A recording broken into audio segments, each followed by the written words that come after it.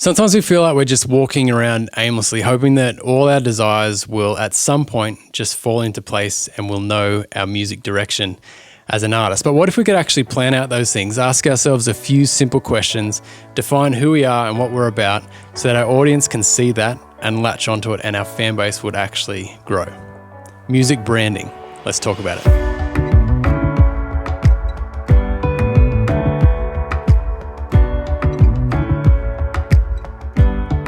Hey, I'm Craig and I'm talking to musicians who want to become artists, musicians who want to have a real go at doing music for a living and to do that independently without the labels and without a huge budget. So how are you today? I'm doing really well because I'm back at work. Finally, I feel like I've been on school holidays with the kids for so very long. And I love my kids, I love hanging out with my kids, but I've just really missed creating. I've missed being in this space and just making music every day. So I'm back into it this week, which is really, really good. I've had a few artists come through already. We've started making some music and that's been really excellent. So looking forward to 2021. I hope you are as well. And something that I want to talk about today should help you move forward in 2021. We're going to talk about branding. So this is stage one of our life cycle of a musician. I touched on the 5 stages last week. This is stage one. It's branding and vision, figuring out who you are as an artist and who your audience is and how we can kind of make this whole thing. We're going to walk with a plan. It's so much easier to walk with a plan than just to walk aimlessly and hope that everything kind of happens for us, which is I think what we do as artists. We hope that at some point we'll figure out what we're doing, what we're all about, what our sound is. So when someone says, oh, what genre are you? What's your music like? You can actually answer that question.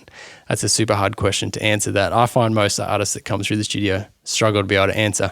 So we're going to look into that a bit today. So the first thing I want to look at is vision or desire. Do you remember the first time that you actually desired to be an artist? That first time where I'm guessing you probably saw an artist in some way and you just went, I want to do that. Maybe it was your parents, maybe you went to a show, maybe your mates dragged you along to something, or do you remember that first kind of spark where you went, yep, I need to figure out how to do that? For me, I was in year 9 at school and we had an assignment. I forget what it was. It was probably a communication or something, I'd imagine, but me and my mates decided to do a radio station. So we got an old tape player where you could just hit record. And we did this radio show for our assignment. And within that, we kind of had a live house band. So I was mucking around with drums at the time. But my mate picked up the bass for the first ever time. The other guy was kind of playing guitar a bit. And we had a live house band for this radio station. And we played a couple of songs. I think we played Wild Thing was the first ever song. And from there, we just ended up playing music more and more and more. And my mate gave me a couple of tapes of this band called MXPX, and I just fell in love with it. I fell in love with punk rock. And that was kind of the first spark for me. And from there, it just went a little bit crazy. And I just got really, really into music. But that was my first kind of, if I had to trace it back to a moment when music kind of, I decided I wanted to chase music, was probably doing that radio station in year 9. At some point, I should show you some of that. My voice hadn't broken yet. It's very hilarious. My mates had, so they've got these big deep voices and I sound like a chipmunk. It's very, very awesome.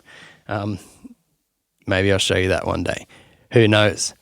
So it could have been a big concert. Maybe you saw something on YouTube. Maybe you heard something on Spotify and you thought, I want to do that. And it could be a big dream. Maybe you're wanting to do stadiums. Maybe you'd like to be the band that Coldplay opens for. Maybe that's kind of where you're shooting. Or maybe you'd be happy just getting up in front of a bunch of mates at the pub and just doing a set. Or maybe you just want to have a song on Spotify. It doesn't matter what your desire is. It doesn't matter what your vision is.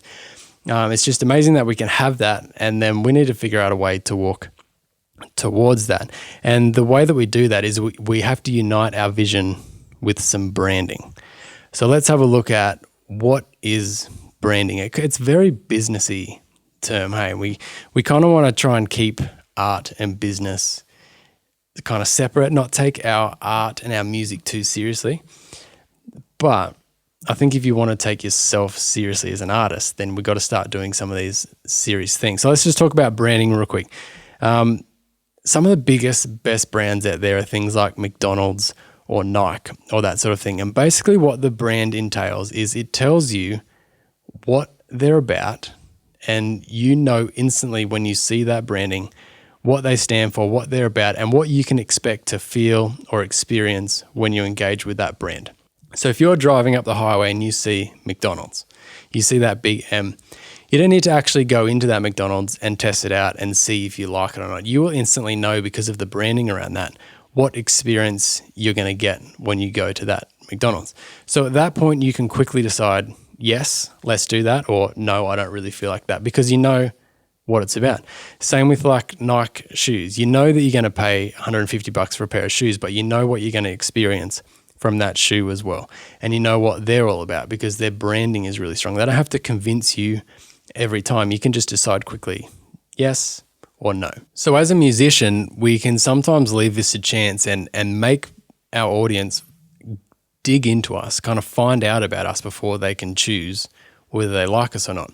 If we can set up strong branding, they'll see our name, they'll see our picture, our album cover on Spotify, or they'll see our name on the poster for the gig, and they'll know what they can experience when they listen to us. They know what sort of vibe we're going to bring, who we're about, what we are. They just because our branding is strong and they know what to expect, and they can just decide instantly in or out. And if our branding's really strong, like McDonald's is, it's not too often when you're hungry on the highway that you drive past McDonald's. Maybe you do, I don't know. But the branding is pretty strong and it kind of pulls you in. So we can do that as musicians and brand it pretty strong so that we can pull people in. So a couple of artists that had some really good branding, I think, are Ed Sheeran. I reckon Ed Sheeran seems like he's just a really genuine bloke that you just love to have a beer with. I don't know him at all, but I'd imagine I feel like if I saw him down the street, I could just shake his hand and he would say, come and get a beer with me. And we'd just be able to sit and chat, and he's just a regular bloke. So he's branded himself as that. So he's kind of this really approachable, sort of genuine bloke that's just like you and me. That's kind of his branding, and that works really, really well for him. Someone else might be like, those like a dance sort of, let me just look on my iPhone at a playlist for a second and pull up. It always wants me. I don't know why it thinks I'm into dance music, but whenever I open up my phone, it's got this dance playlist. So if your branding's really strong, you'll see straight up, if you open up the dance, you'll see a bunch of album covers that look like a party. You got The Weeknd in there, 24K Golden, those sort of things. You'll know that with those artists, if you're having a party, that they're going to bring the life of the party. They're going to drop a nice strong beat. It's going to be vibrant and happy, and it's just going to set a mood for the party. So straight away, that branding for The Weeknd is like, we're going to have a good time. Let's do this. That's strong branding. Would you be able to go up to him in the street, shake his hand, and have a beer? Probably not. Would you be able to go to the club and dance with him? Yeah, I reckon you probably would be able to. That's strong branding. So let's have a look at music branding. There's really 3 aspects that I'll cover really quickly that will help us to figure out what our brand is and help us to kind of create that or hone it in or just refresh. The first is, who are you? The second is, how do people see you? And the third is, who is your audience? So when it comes to who are you, you need to be able to answer, and this is really difficult to do, but if we were in an elevator together, we're going up to like the 5th floor, we got 30 seconds or something like that. If I was to say, hey man, what sort of music do you do? What are you as an artist? Like, tell me a bit about yourself. Could you in 30 seconds to a minute kind of tell me what you're all about? What's your music about? What do you stand for? What would I feel? What would I experience if I was to listen to your music or go to your show? Would you be able to answer that question? And I think if you can, then you know who you are and what you're about. The truth is we probably would struggle to answer that question because it's kind of open-ended. We're trying to figure it out and hope that all that comes to us. So the first key thing about branding ourselves is knowing who we are and being able to come up with something that can kind of define us. Have you tried to write a bio and it's quite hard to do it and you end up writing in the third person and you try and figure out, what am I actually about? So who are you? Is there things that you really stand up for? Is there some things that you will just say no to? You draw the line and you don't go past that? Or are you someone that's really caring for people? Do you love people? Are you fighting for equality? Like what is it that makes you you? And that's different for everybody. But that kind of really helps in just, if you can kind of define who you are and what you believe and what you stand for, that will help you to be that and just to know that about yourself and to shoot for that. The first question is, who are you? The second one is, who do people see you as? What do people see you? How do people see you? That's what I'm trying to say. How do people see you? And sometimes this can be different, but if we stand for something, we know who we are, so we can get in the elevator and we can talk to that big label guy. We can talk to him about who we are and what our music is about. If he then goes on our Instagram page, is that going to line up? Is he going to see from the outside what we feel on the inside? So with this, like, do all your bios match up? Is your Instagram bio, your Facebook bio, are they talking about who you are, and do they match? So if we go to both of them, do they look the same? Does your music kind of represent who you are? If you if you are into the dance music, we'll go back to that. Is that do you like to do that? Do you like to party? Or are you like a really introverted sort of person who's doing all this extroverted music? So does your music represent who you are? And can people see that? Can people kind of believe that you're that dance guy if they know who you are? If they see your Facebook profile and it kind of looks a bit withdrawn, are they going to believe that you're actually an outgoing kind of person? So these are the kind of things that make up our branding, and it's really aligning those two things. So who we are, and then just make sure that people are seeing who we are and they're not seeing something different. That way, exactly like I said, when people come across us, they know instantly who we are, what we're about, and they can decide in or out. So for me, if I'm going to come across a dance mix and I see that, I can know straight up, I'm not really into that music. If I'm having a party, I'll go for it. But right now, when I'm driving, I want to put on something chill. So that brand is not for me. I don't want to have to go into your song, play it, get 20 seconds in and go, this isn't what I want. Bounce and then, screw up your algorithm for Spotify thinks that's a bad song. It's not. It's just not the song I was looking for because I wasn't sure what you were about. Alternatively, maybe like you are that acoustic chill that I'm looking for at the moment, but your artwork, your fonts, your colors look like a dance track, so I don't click on it. You're exactly what I wanted, but I didn't know that because I couldn't see from your branding. So that's why it's really important. And I haven't touched on that too much at the moment. I want to look in more about like artworks and colors and fonts and all that sort of thing to kind of define who you are. Maybe you don't know too much about that, and that's okay. That's for another day. We're looking at the life cycle of your musician here, and this is stage one. So sorting this out. And just before I go into audience, real quick, who your audience is, if you're just starting out, this is the stuff you kind of do to figure it out. So you've got a desire, and then you kind of want to make sure that what you're about, who you are, is represented, right? If you're coming through this cycle a second time, so just say you've recorded 2 albums before, you've promoted them really well, you sit down for the third time, what you're looking at now is kind of rebranding. You're looking at the new album. Okay, the old album was about this. This is our direction for this album. This is our focus on this album. So you're sitting and doing the same things. What are we about as a band now? Who am I as an artist now? What do I believe in now? What am I going towards? And how do I make sure that people see that? So I think a really good example of this is Taylor Swift. She changes her albums so often. One's like this really big sort of I Hate the World album, and then the next one's all about love, and then the next one's like an acoustic thing. But you can see her branding's really strong, and you'll know what you're going to get just by looking at her artwork and knowing like which sort of place she was at. So if you're coming through this again, you can't just do it once at the start and then move on. This is a life cycle. Once you're starting something new, you're going on to the next chapter of your life as an artist, you need to relook at branding and vision.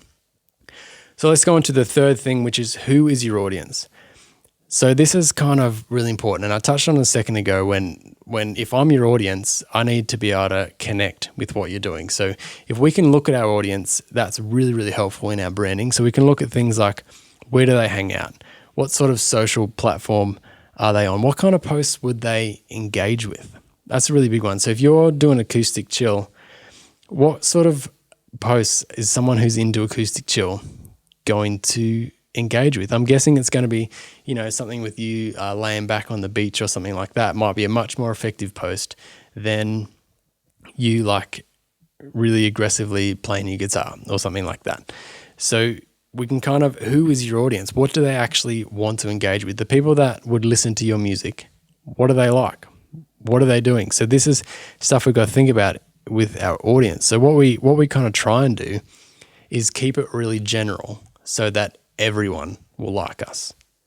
We try and keep it really general so that we can reach the biggest audience possible, so that person and that person likes us. We just don't need to do that. It's actually a backward step because you appeal to no one. So the person looking for acoustic chill won't see you because you also look like you're into metal and dance and whatever else. So for example, Ed Sheeran, if we go back to that, he brands himself and he's looking for his audience that is like young, 18 to 30-year-olds, probably don't have a family yet.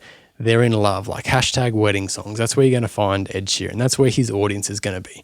So he can market at that and he can purposely exclude the metalheads. He doesn't need the metalheads to like him. So he can make this lovey-dovey sort of song and artwork, and that's what his Facebook posts can be about.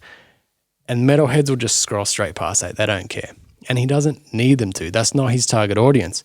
But if you look at the metal guys, you're going to have the weird metal font that they do. Like, it's going to engage the metal people. And for the Ed Sheeran fans, they'll swipe straight past it. And that's okay. That's actually the goal. You don't want to appeal to everyone. If you're trying to appeal to everyone, you miss the people you're actually trying to appeal to. So what are your audience doing? And people are going to relate to you. What do you stand for? If you stand for having a good time, maybe you're all about relaxing on the weekend, not like working through the week, but the weekend you've got to relax, you've got to chill out and enjoy life. Maybe that's what you stand for. Maybe that's something you're really into. So people who agree with that are going to be into you. People who agree with that are going to get on board with what you're doing, and that's the target audience. So you're going to, you might put your music in around four-wheel drive sort of stuff, or the beach, or other things that people do for fun and enjoyment. That's going to be where your target audience is hanging out, if that's what you're about, if that's what your kind of music is. Anyone with a business tie and that sort of thing who's really into working and building a career probably aren't going to be into your music because they don't stand for the same things that you stand for.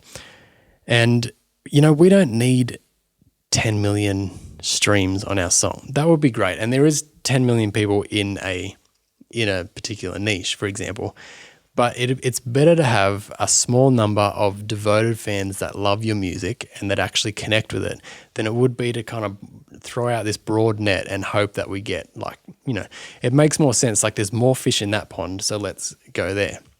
But the fish in this smaller pond actually like the bait that you've got. So chuck it in there and you're going to get more fish of a better quality, the ones that you want. Over there, you're going to get bits and pieces of everything. So does that make sense? I hope this is making sense to you today. I think a great example of this is Billie Eilish. I think when she came out, she was really true to herself. I don't think her brand said, "Hey everyone, come and like me. Hey everyone, I think you'll like my music." She was kind of this, when she came in, this sad, sort of depressed chick who was struggling with life a little bit. And that's what she did. And all of a sudden, all these girls that could relate with that came, I don't know where they came from, but all of a sudden every chick had blue hair. Like, they loved Billie Eilish and what she stood for. I don't think she went, okay, what's the biggest market that we can kind of grab? She just went, this is how I feel. And then she did that and she got this huge following. I think from then she's kind of rebranded and pivoted a little bit, but she went for it. So we try to, when I hated it in school, when your favorite punk band would sell out and just try and get more people rather than being true to themselves. So, we always listened for that drum beat. And when they kind of did the songs, you were like, what? Sell out? You're just trying to appeal to the masses, and you'd stop liking that band. So I think there's a time and place where you can pivot and extend. So maybe after your third album, you're like, okay, why don't we just tweak this? But they've already got that following and they're kind of being true to themselves as they're expanding. So does that make sense? Stay true to yourself. Pull in to what you stand for, what you believe, and target the people that also believe that. So I think a really good way to do this is if you think of 2 or 3 mates that are really kind of in tune with what you do, 2 or 3 people that kind of understand your vibe, understand what you're going for. If you just put everything out towards them, so when you're writing your Facebook posts or something like that, you're thinking of these people that you know are within your brand and you just target at them. And that way, anybody that's like them, that's like you, are going to gravitate towards it because it's engaging content that actually meets the need of that particular demographic. So that's a little tip for you. I think that will really help you when you're putting together posts and stuff. So the takeaway from today is that brand is who you are. That's all it is. It's just who do you represent and what will I experience when I listen to your music? What will I experience when I see you live? That's what brand is. And I just want to encourage you just to think about that, to write something down, to make sure that next time we're in an elevator that you can quickly and confidently tell me who you are, what you're about, and what I can experience from your music.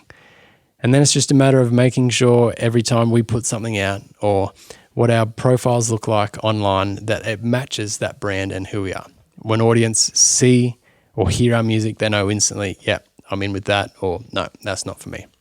And that way you're getting really good, engaged listeners that will turn into true fans and end up essentially funding your life as a musician, as an artist. Hey, so don't forget to chuck in the comments what your spark was. What was it that made you get into music? I'd really love to hear about that, and we can kind of share stories there. That would be really, really cool and encouraging for other people, I think, as well, to read through those. If you're watching on YouTube, give this video a like, subscribe to the channel so you know when my new videos are coming out. That would be really, really good. If you're listening to this podcast, then a quick review on Apple Podcasts or Spotify is really, really helpful. Helps those platforms know that this is a podcast that is useful, that is of value, and that would really, really help me out. That's about all from me. Hey, make some music this week, and we will talk again soon.